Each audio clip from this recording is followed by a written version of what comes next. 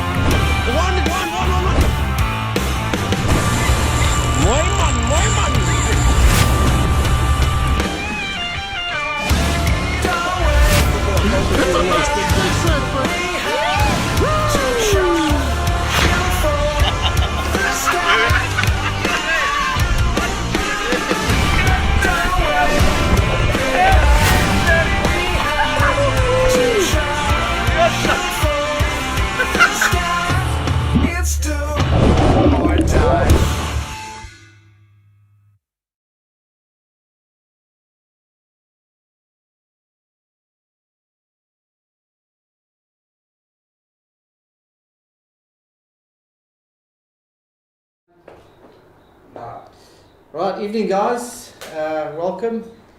We're here, it's Brendan here, Byron, Alistair, Megan and Janine. We're here at Club Marine head office in the heart of Umhlanga, and great to be here. Thanks for having us guys. Thanks so much. At least we've got something better to look at tonight than just the ugly mugs of all the boys in Kirk. We gave Puff the night off. Yeah, especially Kirk. Yeah, so we're right in the thick of summer now, boys. I'll tell you what, today, Brendan, I felt it. It swapped from winter to summer. You could actually feel it on the ocean. You know, I don't know, it's just that vibe, you know. I suppose you also have to get up at 3 o'clock in the morning to be there at Loudpath. Hey, you just fresh. Ali's fresh from Belair. He's been there a week, and it was wild. He comes back today, and it's wild again, just off Bellito. We're hating you.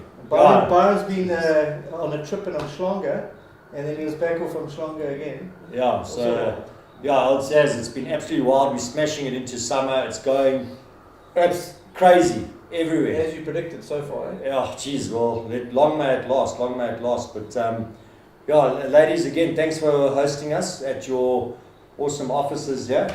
You're welcome. It's really great to be here. Yeah, and Club Marine always involved in everything, and not only boating, but just your history around boating and a little bit of background. I mean, how long have you guys been around for? Well, we've been around since 1985. Karen established the first marine brokerage with Watercraft. We were the first ones to sort of be around, and since then we've just got great. That's just something which we focused on. Karen's got a great history in terms of her boating. She herself has got her barefoot watercolours, spring-up colours for that, and her brother, her dad, is also a barefoot water skier. as well as he's got his colours in speed ski racing, and her grandfather also participated in private racing. So Hate the water. long history of Hate the racing within water. the family and water sports and everything. We'll just and it's leave really now, just a okay? genuine- Karen, sorry, we'll leave now. No problem. But yeah, that's where we've come from, and that's where Karen's established the business from. And we've been fortunate enough that a lot of the staff that work within the Club Marine offices have all got some sort of connection to water, be it water sports, skiing, fishing, boating. You know, we all have. Well, I got must that give you background, credit so- to that, because I mean, I must say, I use Club Marine, and it's exactly what you say. Mm, When you talk to Club Marine, they know. yeah. I tell you what, it's easy. They know before you know. You know, they know the accidents that happen, Yeah. and they know the coverage and what you need coverage for. And I tell you what, I must. So if you me as say- a client, I must Talking give about great coverage, credit. let's have a. We're going to switch to this video here. Cam, tell me when you're ready. We're going to pop the video on, and this is the Why you kind. want cover? This is the kind of surf we face. This is Schlanger. This is Granny Pool. This is Byron coming in last week. Yeah, week before last, yeah.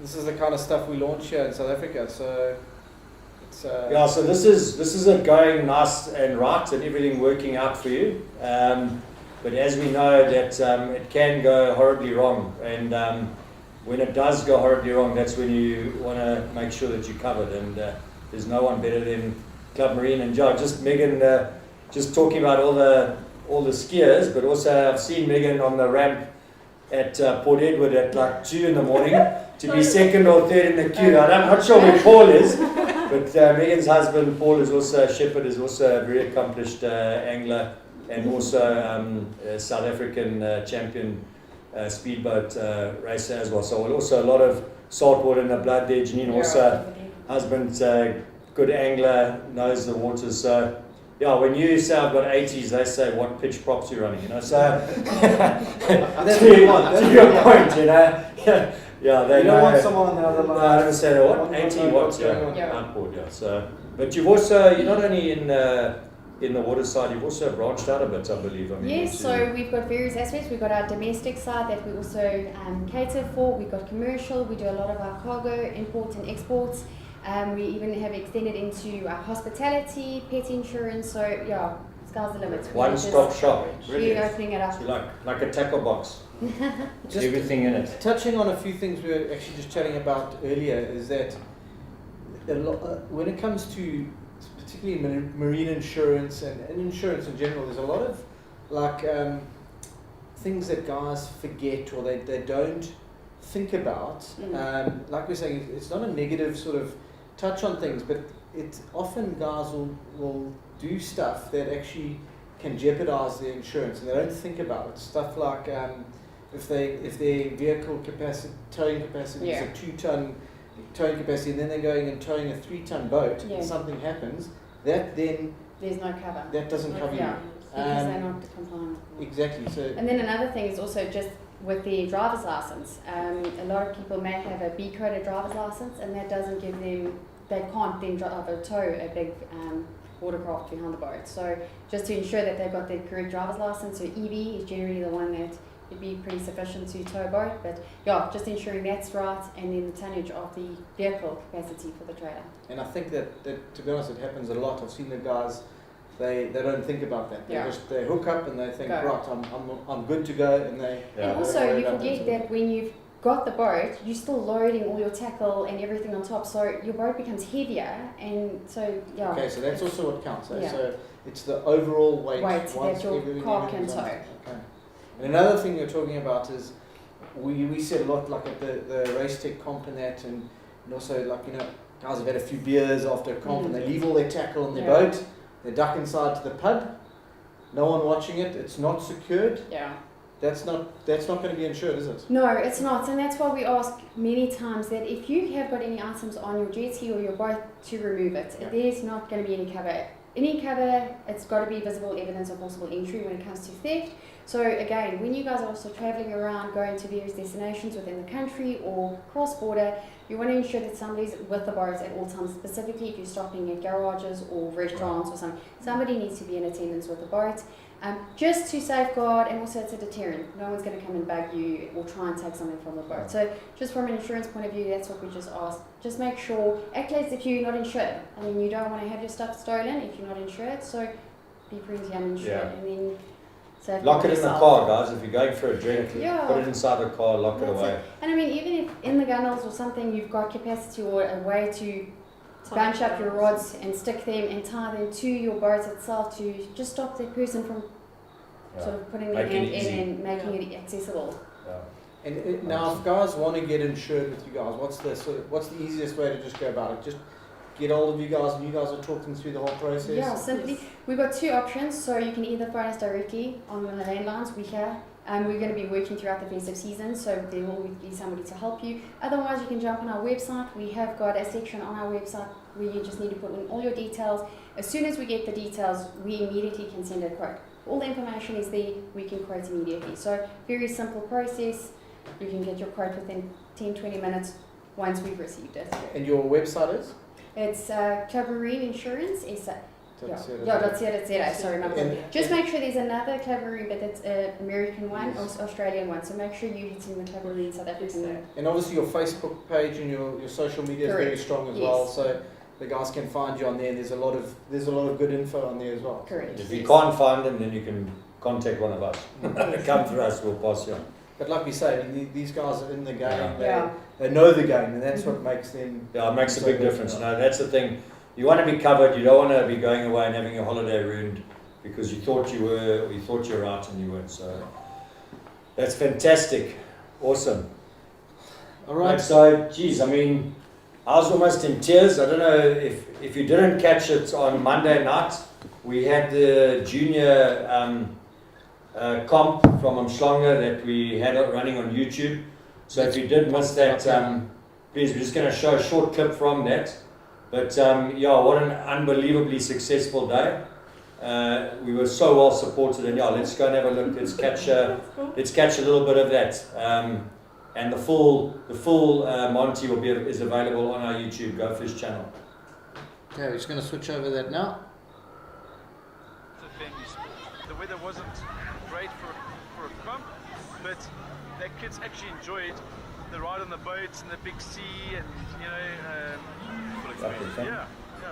All the kids that went, and especially the really young guys, they were just ecstatic about it. It's a whole new experience. They don't know what to expect.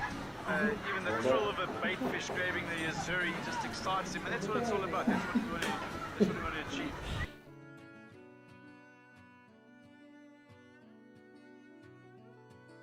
You know, looking back on today, I can't help but remember the days I spent with my father fishing along the south coast, and it takes me back to those few memories that I've got with my dad when I used to fish along the beach and that. And I tell you what, those memories stay with the child forever. So you may think as a father or a mom, this day that you spent with your child, oh, it's just a morning's fishing, it's been lovely, it's been great. But for that child, it's massive, it's huge in their little lives at that stage. It's something that they look forward to from days before the actual trip. You actually underestimate how important it is to them. And I honestly feel that if they remember one or two of these moments, if you spend one or two more of these moments with them, and they remember it when they're 18, 19, 20, I feel your job as a parent is done in that regard. You've created a memory, you've created a time in their lives that they'll remember forever, and money cannot buy that. It's been a beautiful day, and one that I think these kids are going to remember for a very, very long time to come. It's definitely a day that myself and our team will remember for a long day to come, and we can't wait till next year to get involved again.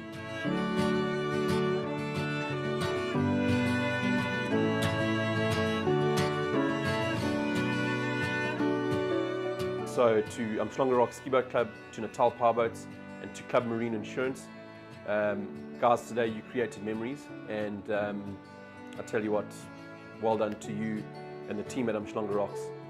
We'll definitely be back next year, and yeah, incredible day. Thank you very much.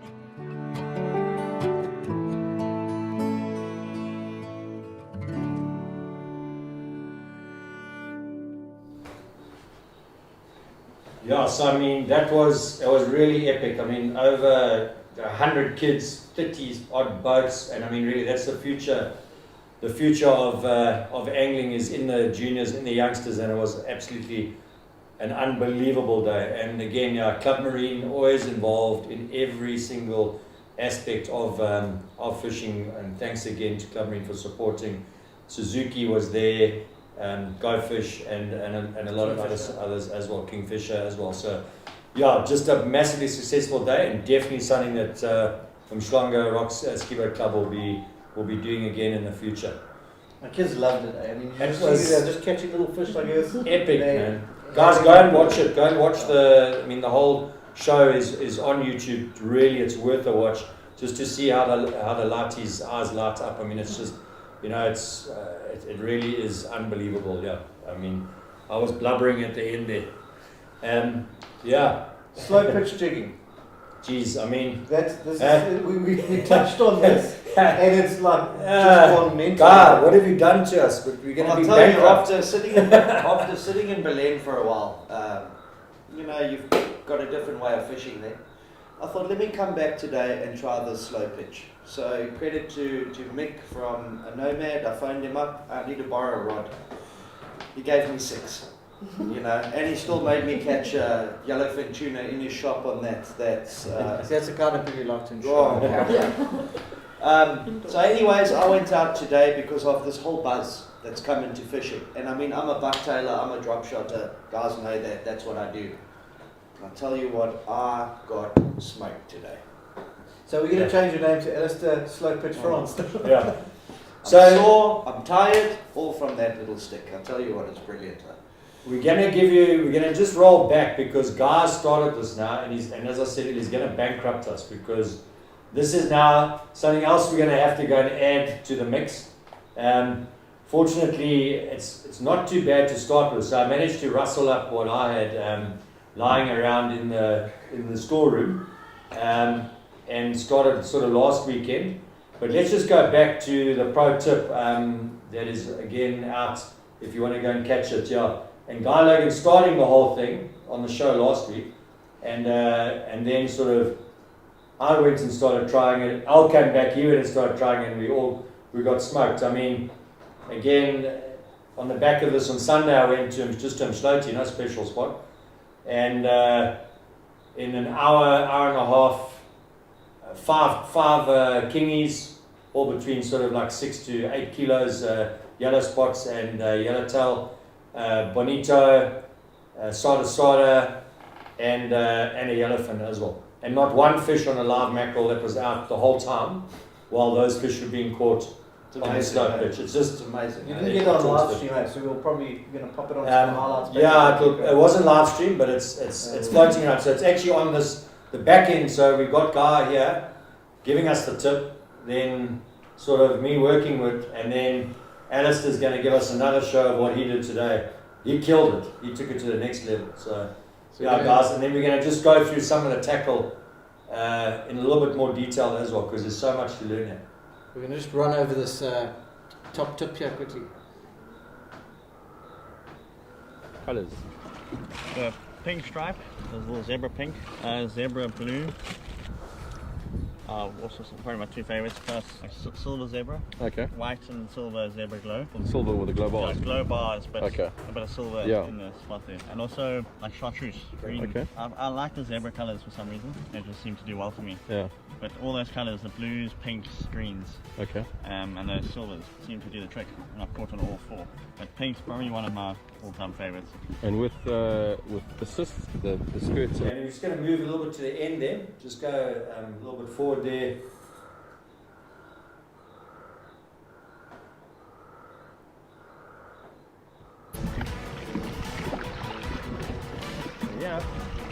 Yeah, so then here is, okay, this is not the part you meant to show. This is where I got all nicely tangled with my other line. But anyway, that was the outcome. Yellowfin on the slow pitch jigging as well. So, and as I said, another 5 kingfish, and you can see where I'm fishing there, so you can start plotting coordinates and that from Umhloti. I'm sure you'll find the spot. Quickly, just take it off quick. And then here's Al. 1 second. Yeah, I'll talk us through today. We're going to just so you're just going to go. Yeah. Is that about right there, Alistair? A little bit back. Okay. Oh, anyways, that's fine. Yeah, let's leave it for now. So yeah, today I went to Belito. I went on my own. As you can see, I chose the perfect day, and that's why I went today. Is because you don't want the drift. You want to stay on the mark. I took 3 different setups and 1 bait rod. I took a slow pitch, I took a bucktail, and I took a drop shot rod. Needless to say, I came back with 4 rods with no leaders. Okay, they were all got smoked. In this part here, I've got a nice fish on. Don't know what it was. It absolutely gave me a hiding. And then I've got my drop shot and bucktail rod hanging off the side. So while I'm fighting and I'm pulling here as best that I can, and I'm clearly losing, there you see me move it. And this is the power of the sort of the jigs, drop shot, slow pitch. It's standing upright, just swaying in the wind there. I'm getting a hiding. I've caught about 7, 9, 8 kg bonnies before this. A shark of about 200 kgs that I eventually let go behind me. And now I'm trying to pull this in. Needless to say, you know, that feeling that you get when everything just parts. It happened a lot today.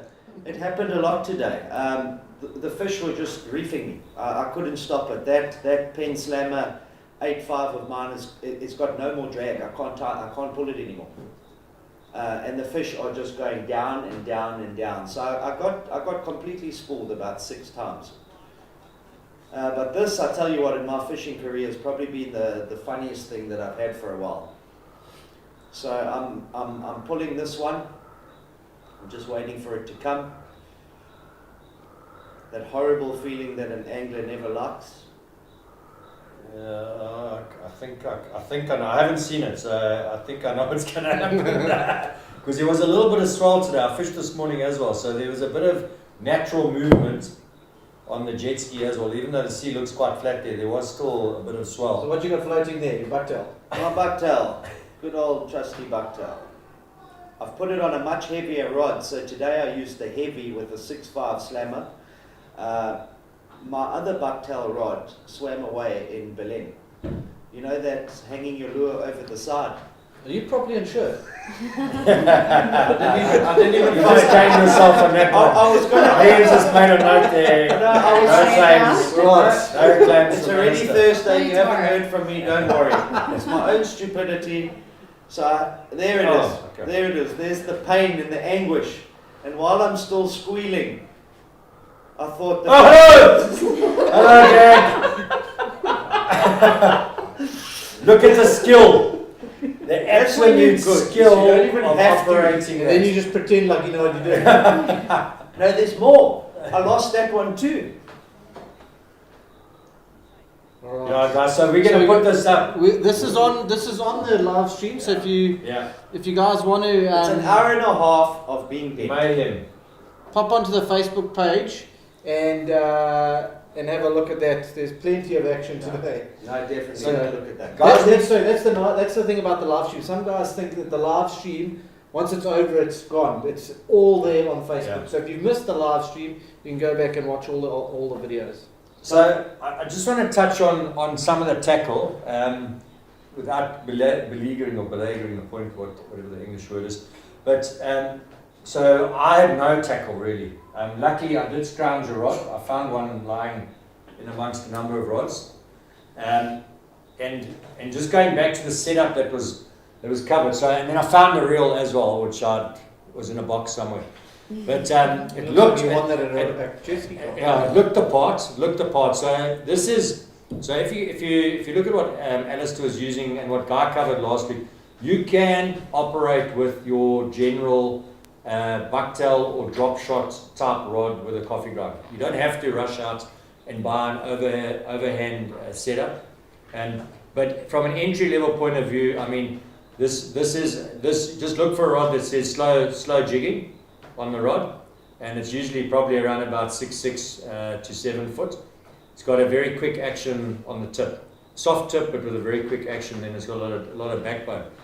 And then from an overhand reel point of view, basically you can start with any sort of narrow spool reel that's got a lever drag on. And really, that's if you wanna fish this type of setup, that's all you need. Yeah. And these rods, I'll tell you what, these Yeah. I've got the whole set.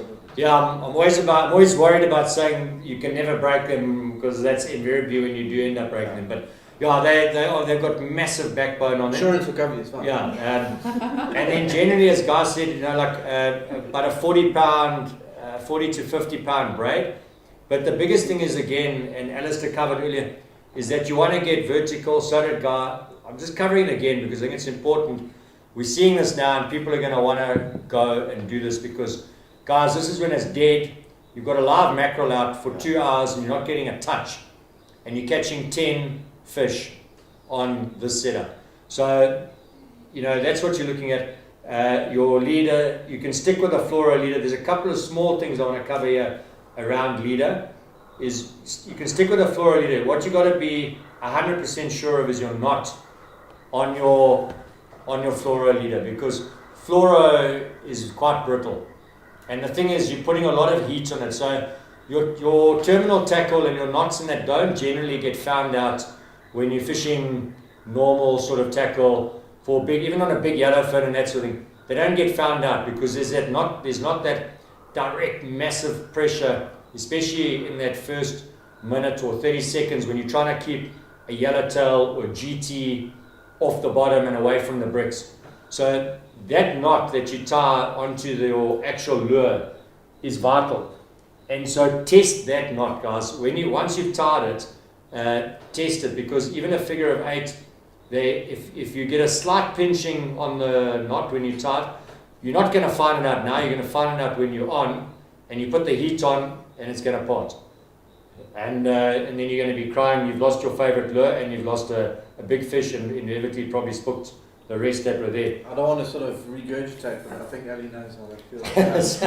I'm not saying it's not. I came back with no The hooks reef, today. yeah. So it's crucial, once you've tied that, honestly guys, wrap that thing around your arm and pull it as hard and jerk it as hard as you can, because that's the initial pressure that's going to be there when you go tight. The other little thing to remember, and I don't know if you can get in tight enough here, is when you're putting when you put your assists on, your assists must go, in this case, okay, I'm not using a ring, I'm using a swivel, but it must go on directly to the swivel, to the line, to the main line. So it's not attached to the lure, and it's not attached to the split ring. This is attached directly to your main line. So your force on the fish, the hook to the rod from the fish, is direct. You're taking out anything that can break. The ring can bend and break, pull out of it's a soft metal they're using. Your split ring can open, anything can happen there. And also if you're using and the best thing is to use is actually just to use a fixed ring. So you'll have your, They could put a hole in the computer. you'll have your split ring, which is attached to the lure, and then there's a fixed ring that's in the split ring, and that's what your assist hook is going to go through, and your main line's going to come on it. Again, be careful, because some of these are not round. You need to make sure that the actual shape of it is round, because it attacks the line otherwise. It attacks your main line again, especially when you're fishing light. When you're fishing heavy, it's not that big a deal, but in this case, everything's a lot more finesse fishing, and it's all about getting the reality bite, not the reaction bite. The lures that you're using, and Guy did cover them, so please go back and look at that pro tip. He covers them in detail, but they're mid-body weighted lures, so that when the lure sinks, it's fluttering down. It's not dropping like a stone. That's the type of jigging, high-speed jigging lures you would use in deeper waters. So you're generally fishing shallow waters up to sort of 40, 50 meters with 60 to 80, 120 max sort of jigs. But turn your jigs around. So this is not necessarily a slow pitch jig, but feel where the weight is in the jig and bring that to the top. So historically you'd have the weighted side at the bottom to get you down in deep water quickly, In this case, turn it around. That's what I was using today. And so your weight's at the top. So when it's going down, it flicks like that. But to Alistair's point, what he said, you want to be fishing in calm water so that the drift is slower. So you're getting down vertical, and then you slow action. And when you drop it, it darts away like that. And put it next to the ski and try different actions. Watch it next to it without reeling, and just move your rod. Move your rod up high and drop it. Do a couple of short things and drop it. And you'll see, go back and watch Alistair's video live. He mixes it up all the time. And then find out which one's working on the day, because it doesn't work the same every day. It depends on where the fish are, what mood they're in, what other bait fish are around, how they're reacting. And once you get the action for that day, that's when you're going to smoke everyone around you. Because everyone will be fishing the same lure, and you wonder why one person's going on all the time. And it's either the action, or it's because he's fishing finesse with a lighter leader. So don't think you're going to roll in with an 80-pound leader in 35 or 40 meters of water, and then you wonder why you're not getting a bite, and the guy right next to the same lure going tight every time. It's because he's fishing with 40 pound. Yeah, that's what I had to 40 pound. Yeah. You get the bite, but you lose the the fish. But that's, yeah. But this is going to change up summer It's a fishing. game changer. Well, I tell you what, Brendan, today was actually quite strange, because with the actual slow pitch jigging, you know, it's a very gradual action. I mean, Byron knows he's caught fish. If you have used it, you know, the rod tip does all the work. And I actually wasn't getting the bite on that. I was getting on the bite on like a conventional jig. So 1, 2, 3, stop, and let it sink again. 1, 2, 3, stop. So as quick as I could. Yeah.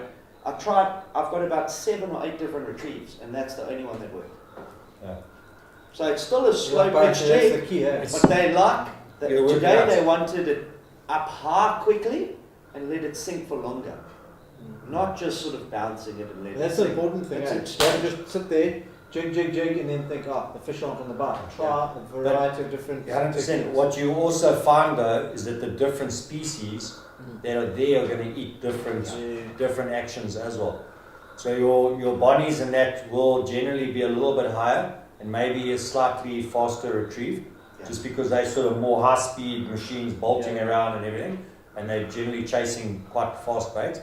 Where your kingies and that near the bottom are generally a little bit more lackadaisical, a little bit more circumspect. They're busy You know, searching. and they're like a slightly slower fish. They're not as fast as obviously, and they might react to something different. So, and you will find that, I did find that on Sunday as well, is that a couple of times I actually got the bonnies where I'd stopped jigging, and I was actually winding up. Yeah. And because they were in the higher water, and I was working the lower column of water for the kingies, because they were sitting sort of in that 10 to 15, from the bottom to about 15 meters.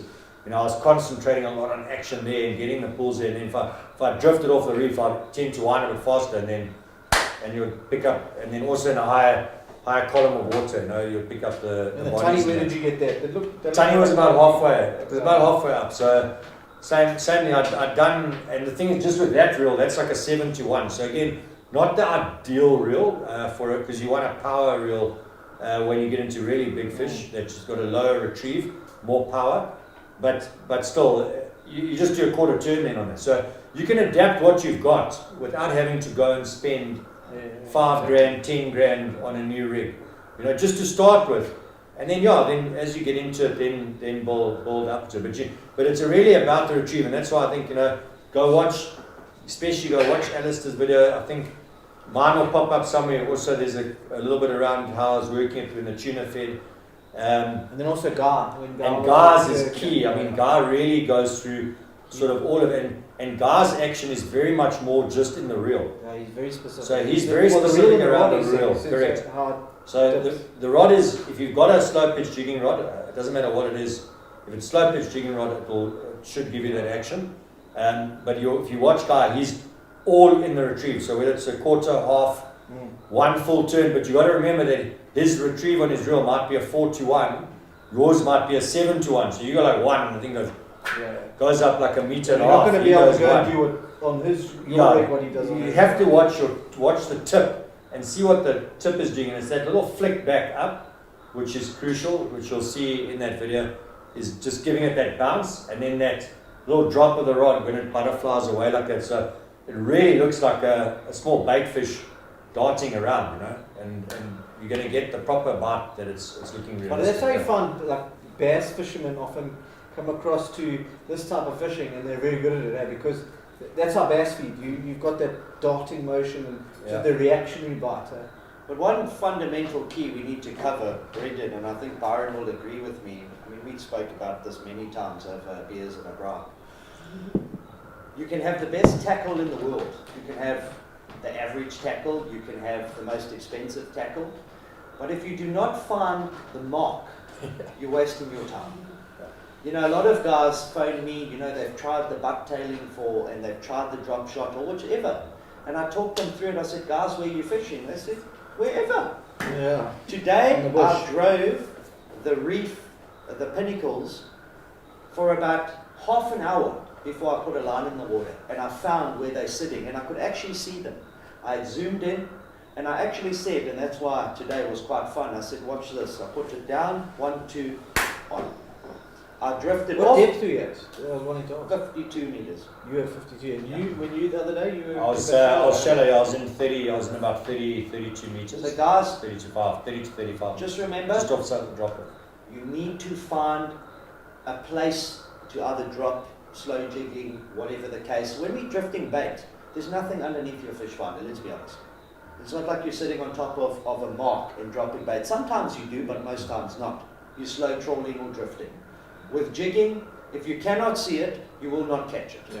You might catch the one in the bush or Yeah. the dark, you know, maybe a foul through the tail or something like that, but not what I found today and not what Byron found. You told me that day that you found the bump, Yeah. and on the bump there was the showing. That's because they generally They congregate. Yeah, they congregate. Yeah, I mean, I was slow trawling, and that's the thing. And that's why, guys, you've got to use your equipment, you know. And when I was slow trawling and I went a bit deeper, because if you remember, and this is key, guys, this is not about, we certainly do not know everything. So, but if you watch these shows, the guys who bring on these shows are giving away gems. And there might only be 1 or 2 of them in a 45-minute. If you don't watch it, you don't pick it up. So Adam said, when there's a north to south current, the fish will generally sit north, but north of the reef. So if your ledge is sitting like this, it doesn't mean that they're sitting on the front of the ledge right here. They can be 200, 300, 400, 500 meters up from that ledge upwelling, sitting in the deeper water, in the north to south. So on Sunday, it was north to south. So I trawled out from it, and it was quiet, obviously, as I said, at La Macla. Trawled out off the ledge, and I said, let me keep going. And I kept going. So now you can start plotting when you see the video there, how far you think I was up. And there's a little bump, and there's showing them. And there was very little showing on my normal marks, main marks, on the ledge. Now, north to south, sitting off there. And to your point, literally those 10 pulls that I got within an hour and a half was in a drift of about 20 meters. Literally, it was a very slow drift. It was north to south, but it wasn't raging. But it was literally 20 meters. I'd have like 2 downs, and if I didn't get a bite, I would move up again. That's exactly Reset. what I did today. So it was, and that's where the fish was sitting. If I tried to go further, nothing would happen. And those are the little gems that the guys that we bring on the show are giving back, knowingly or unknowingly. We usually feed them a good few beers before. But as they get into it, guys really do want to share their knowledge at the end of the day. You know, we all like to keep a little secret. So we do, yeah. But you know? that's what it's about. So watch your shows, guys, because those are small gems. Today, again, I normally fish the one bump on top of it and on the drop off. The reality was, it was north to south. This was in the deep now, and for Hilbeck and Yellowtail. And I thought exactly again what Adam said, and I went further up to the other side of the bump where I don't normally fish because it was north to south. And you'll watch, I went down, I wasn't down for more than 1 minute.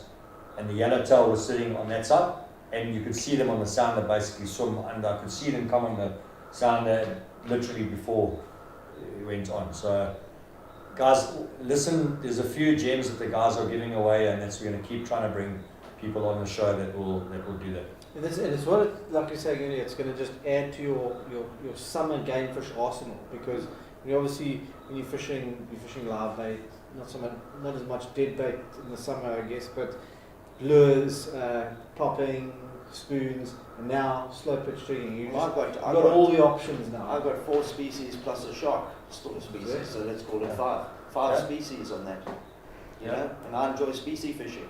You know, different variety, testing your Talk, knowledge. talking lures, the guys have been getting a lot of wahoo down the shoal. Yeah. And I mean, that's a good You sign. guys are really irritating me. Remember, I will start work at 8. Yeah. That means my window of fishing is, okay, it's summer now, so it's great. So you can get on the water at about 4:15. It's like until 7. I've got a beach at the 7:15 and I'm working. To plan your meetings better. Yeah.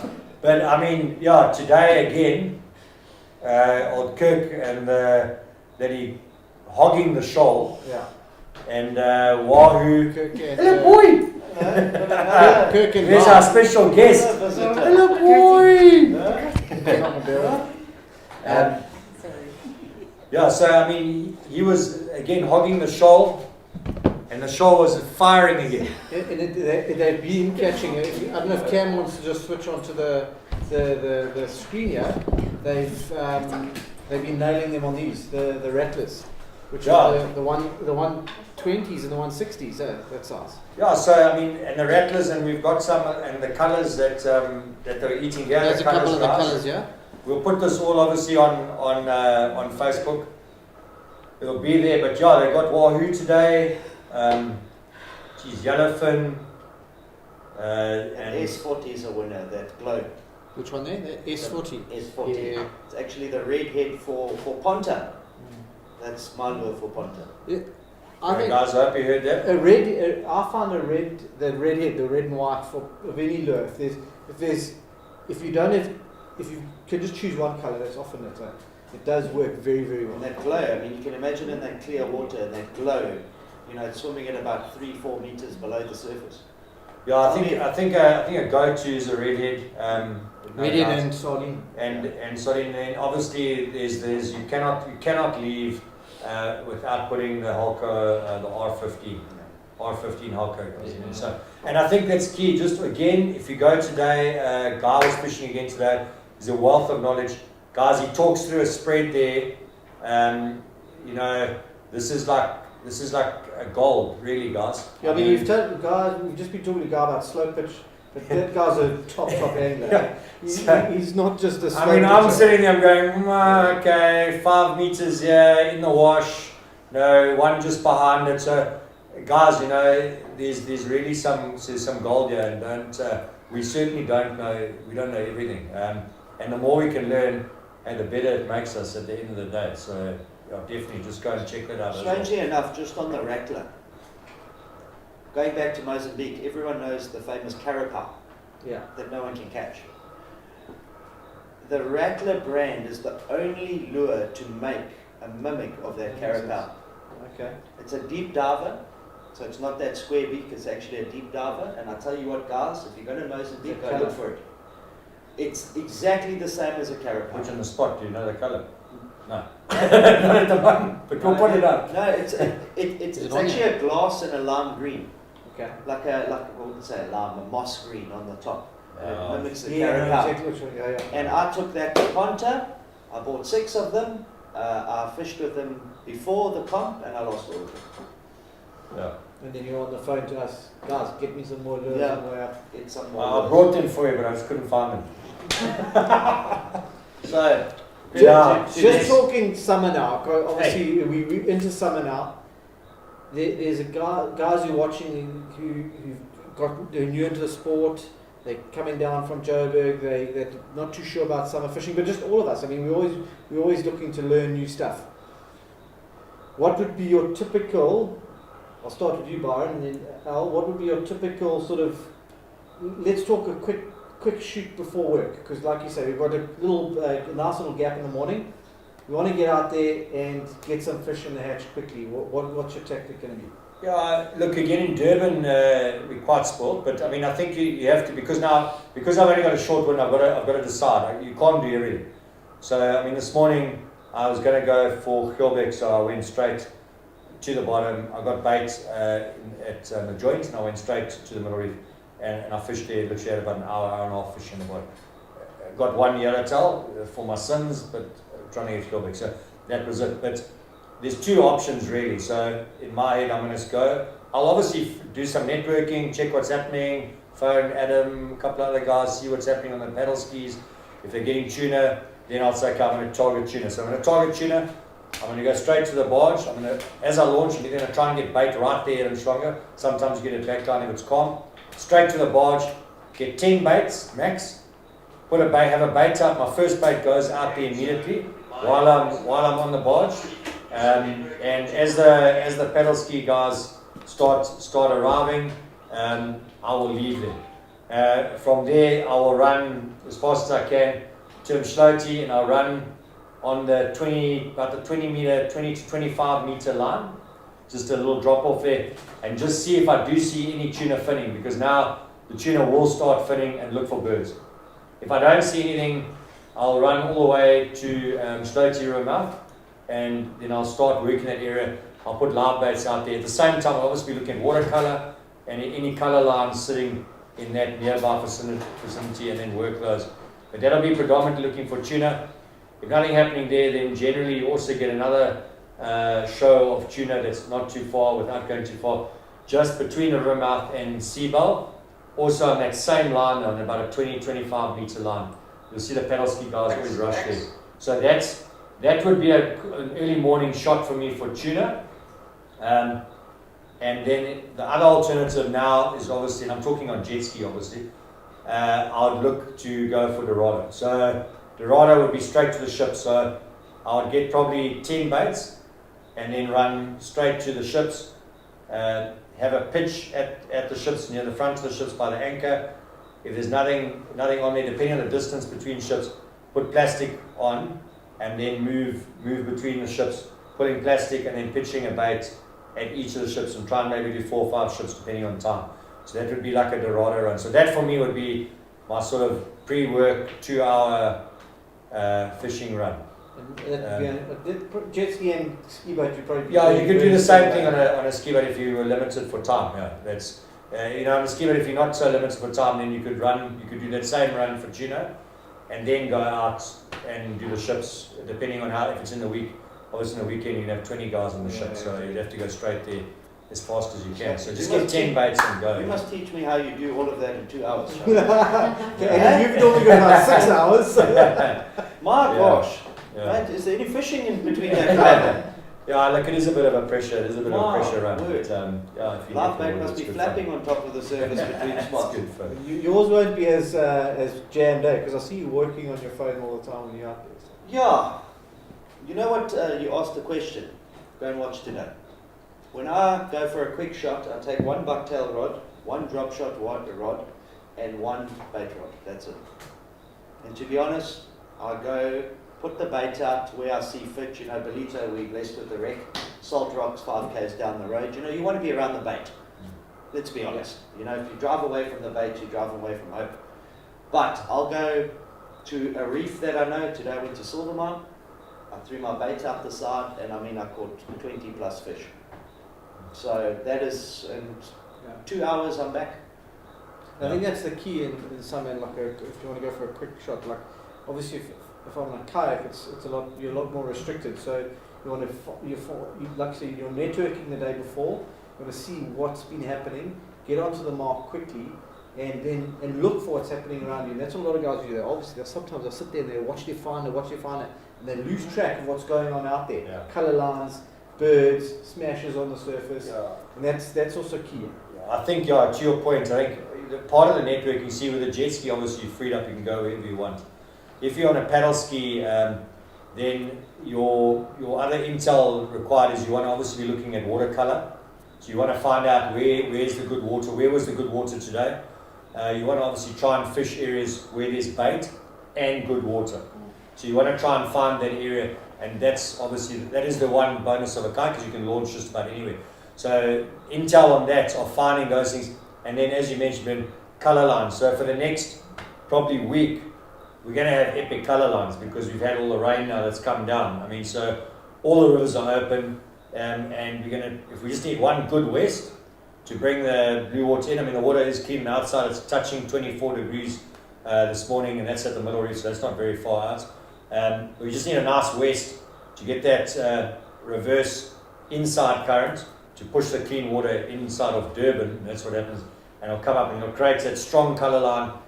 And guys, yeah, then it's going to be game on with the And Dolly. it'll happen Dorado. quick. So you It need to will. watch those winds because Yeah. what'll be Might even happen this weekend. yeah, what because it's in the today west, will be totally different tomorrow. yeah, for so the- Sunday might be the day for the colour line. So just look at the intel there. I think if you get on there, you're going to get tuna there as well. So if it gets in shallow enough into the 20 to 30 meter mark, you're going to get tuna and you're going to get Dorado there. So I think Sunday, I haven't looked at the weather today, but yesterday it That's was, a cracker. it's looking like it's coming right, and that's going to be the day. Yeah. And just touching on colour lines, a lot of guys wonder why we're talking colour lines, and what it is that when the rain is washed down, you've got dirty water, and on the outside clean water, and it's a very visible colour line. And the reason fish congregate there is some are ambush feeders where they'll sit in the dirty water and wait for fish to come past, but also there's nutrients and there's little bait fish feeding there. So it's like a breeding ground for everything to happen. So that's why. And you get suspension as well, guys. So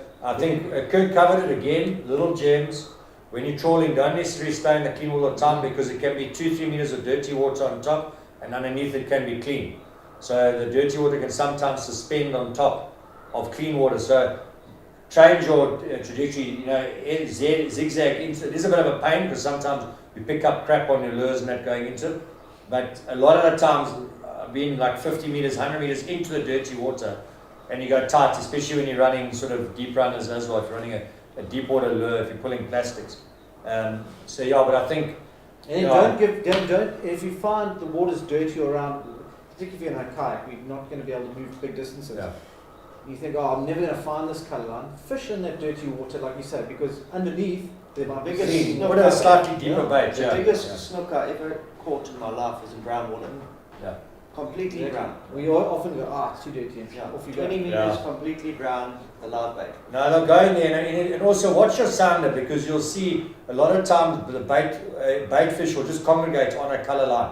So you'll have your bait spots and you'll be scrapping for bait because the water's dirty. And if you actually go to the colour line while you're paddling or driving along that colour line, you'll find that the bait is actually congregating. I've seen a lot down the south coast that happens a lot where you don't have like heavy bait spots where we go to like wrecks and that sort of thing. But you find colour lines of Umkamas and that thing. You just go into colour line. Port Edward's is another example, and you'll find bait sitting just in the dirty water underneath because again it's suspending and they're sort of hiding. That's it. Hiding when in when that. they're by themselves like it, they're Yeah, hiding because they they're know hiding there's something in there, yeah. around waiting to charge. So you can pick up 10 live baits quickly, in places that you wouldn't normally fish live bait because it's difficult to get. And that's the place to then fish as well, because we often also move away from our live bait. Hey, we go and find a lot of live bait. We find the live bait, and what do? We shoot off to our mark. That's where the fish are going to Put a bait out, guys. Yeah, I know it's a bit of a pain if you keep going up, you're trying to keep going up the mark and you look after the rod. Just put a live bait out. When you're around live bait, pin that first one that comes up and put him out, And there's lots of videos that we've got in terms of how to pin the fish just behind the head and sort of 4-0 singles, fluoro, generally fishing about 19 kilo siglon, fluoro leaders. So just start with that, guys, and you'll quickly pick up what will work for you, Especially a place like Vidal, because the guys are going to be fishing there a lot. You've got your bait marks there, and the dories and the tuna often come feed there very early in the morning. So you get your first live bait, pin that, and you carry on fishing for liveys, because you'll often go away with the dory and the tuna right there on the bait mark.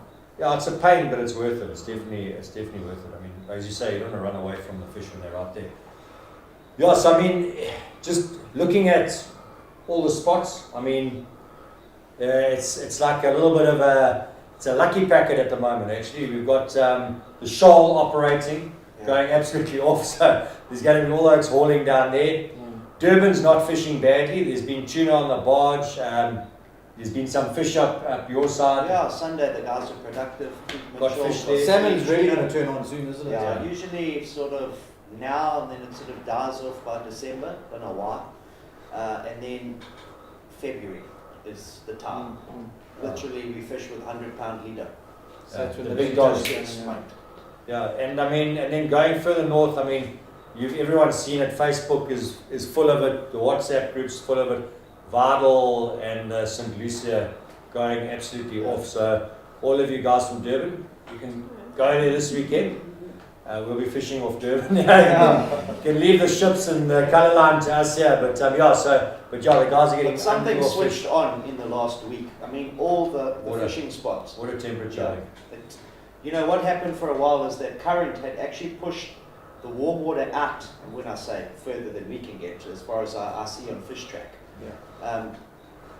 30, 40 k's, it was warmer, but it pushed the colder currents in. And I think it's actually swirled now. Okay. And if you track it from the last month to now, it's actually done a full, almost like a cyclone effect. And now the warm water's come into shallow. And That's why everything's there's switched Wahoo on. on the show. Yeah, I mean it is. I mean Wahoo there's Wahoo up at St. Lucia. The guys are getting there. They're getting Kuta. They're getting Dory. So yeah, I think it's great. The heavy rains is good. If we have a heavy rain now, which we've had, and as long as we don't have another one or two, it just lets everything settle a bit. It creates good colour lines, and we get quality water. I think then we are going to have a good run. I think it's already firing, so let's not put the jujus on it. But yeah, I think we're gonna have a really good season. But And- with good season comes also like folks lose their marbles a bit. And I know last year there was a lot of like those little dories coming out like this, and they're just loading them up. Those things are easy. Just take the hook out and let that thing go. Yeah. There's some nice big ones around. You don't need those little. Yeah, so guys, just some facts, and please don't cut me down if I'm out by a month or 2 or 3. But dory is probably one of the fastest growing fish. So it goes something like 100 moles or something, so every 3 to 4 weeks, especially when they're small. So a dory from that size can get to about 4 or 5 kilos in probably about 6 to 8 weeks. Yeah, they said So- it grows 2 centimeters, I think, a day. Yeah, it's ridiculous. So especially in that small state. So from that state to that state is literally probably 6 to 8 weeks. Yeah. So put those smallies back, because in gonna 6 hang to around. 8 weeks Yeah. they're gonna stay, and they'll be then proper table size. Exactly. Yeah, I mean, yeah, it's Responsible fishing, yeah, you know. let's take what we can eat and Wait for let's that put a big couple one. back. Leave the small ones alone. Yeah. But yeah, I think it's going to be great. It's guys, I think, and yeah, we're going to have a full show and a full video of Berlin. Yeah. The Alistair. Left us behind, the Alistair The show. Alistair slow pitch France. Yeah, slow pitch France, bucktail, stick popping, the Oh, whole lot. Thanks Rod very much for losing. that. special place. Yeah. Yeah. We're going to have that losing. coming up. No, that is quite funny. You're going to see that on the show. Just, Yeah, to- so- That's why I didn't ask Club Marine. I promise you. I was just gonna say, you guys taking notes here. Yeah, In terms of like, we're just having a laugh there, but like fishing rods, how does insurance cover that? If you, like breakages or losses on a boat? So it is covered for accidental damage on the boat, so we will cover you for that. So I mean, it's not that you're doing it on What purpose. about and trying- stupidity? Oh, we'll have to talk about that. You're digging a hole We'll here. have it on mirrors. Yeah, we'll cut it there. But, yeah, no, we'll do that. But yeah, generally, you know, accidental damage, theft, it is Okay. covered. So I mean, it happens, and we're fortunate that our insurer is a fisherman himself, so he definitely understands the risk. We probably got the widest cover in the country, so it really does help. So you know that you're covered correctly when you have your stuff insured with us. And like Byron said, you guys will cover everything, so Yeah. it makes sense to, The one if you're a stop. fisherman, just Just cover cover everything with everything. you guys. Correct. Go to Your special. household, your Yeah. You don't go to Pick and Pay to buy your lures, so yeah. Summer. That is someone. Oh. Especially on a jet ski, you know. I mean, I know, I'm credit to it, myself and Kevin Tate. We sort of at partnership here about who loses more stuff or drops things overboard on their jet ski. I'm winning currently because of Glenn. No, but Kev loses Kuta. Yeah, he loses fish, I lose the tackle. But guys, especially on a jet ski, get hold of Club Marine. Yeah. I've had it many times. You know, you put it in the rod holder and you're driving or it pops out. Or recently I actually had my whole roll cage snap off You know, because that jet ski takes a pounding in the sea. You don't realize it. You sitting on there holding handlebars, but the rest is bouncing. And all you over have risk the in the surf. You're in a one-engine craft, you know. And You when have you- far higher risk in what You you're know, on you're into to- serious fishing, your rods cost a lot. I mean, a Stella now is 10 grand, you know, the rods are 3,000, the line 2,000, and then you might have something on the end of it. So you're looking at 20,000 rand when it falls overboard. Yeah. So guys, make sure you cover everything. Yeah. Guys, I'm credit to it. And you know what, I'm lucky that I have had sort of bad accidents, not fish swimming away with my rod. That's another story, but I've always been covered. I've always got it back in life, carried on, and that's a credit to Club Marine. I think just to wrap up, yeah, again, thanks so much to Club Marine for hosting us tonight, You're welcome. and the team, and to Karen and all the support that we get from you, the fraternity gets from you. I mean, involved in just about every comp and anything that happens around fishing. Just going back to just sort of try to fishing a little bit from a sustainability point of view. There's going to be a lot of pressure on a lot of sites as well. Let's just pick up, not after yourself. If you see a packet or a bag or something, just pick it up. Yeah. You know, if every one of us pick up one item and just drop it in the bin, it does make a difference. There's a lot of crap on the beach now with all the rain that's come down. So let's just try and pick that up. It's going to affect the fishing. You know, you don't want fish getting stuck, turtles and all those sort of things. Yeah, so let's just try and do a little bit. If everyone just picks up one piece, you know, again, Suzuki, we touched on it. They've got the eco filter that they've brought out in their motors. That's going to be hitting us 2021. You know, that filters the microplastics out of the water. That's become quite a hot topic at the moment in the world perspective. That's going to be addressed probably from a packaging point of view going forward. So, yeah, big up to Suzuki for always sort of moving forward and taking to the next level. Yeah, and so Yeah, I'm I think looking forward to summer. Oh, well, it's here, I think. Yeah. Just before we wrap up, just a little quick overview again. If you, on Monday nights is our full episodes of Go Fish with Friends. You can catch it on the YouTube channel. And then during the week we have live streaming. Well, there's going to be a lot of live streaming when summer comes. There's the top tip on a Wednesday, which we showed you a little bit there. Then there's a highlights package on a Friday. And then obviously on a Thursday night is our live streaming. And then also, if you haven't downloaded the latest issue of Go Fish, it's free on the app. You check that there. That's the cover. Old Tion. He's been itching to get on the cover, and I've held him off for a long time, so now he's very excited. There's plenty of action here. There's the slow pitch. There's a full article on there. So Guy goes into it in detail there. There's a nice article on getting good quality sushi, how to keep your fish in good quality. That's from Adam Waits. And we touch on a load of other subjects in there. We cover the Race Tech comp up in the Race Tech weekend up in St. Lucia. And so download that for free on the iStore and on Play Store on Android. And then I guess we'll catch you guys next week. Thanks again, ladies. Thanks You're again. welcome. Thanks for having Awesome. us. Thanks, guys. Thank you. Thanks. Follow us on YouTube and on Facebook. Thanks for the support. Lovely.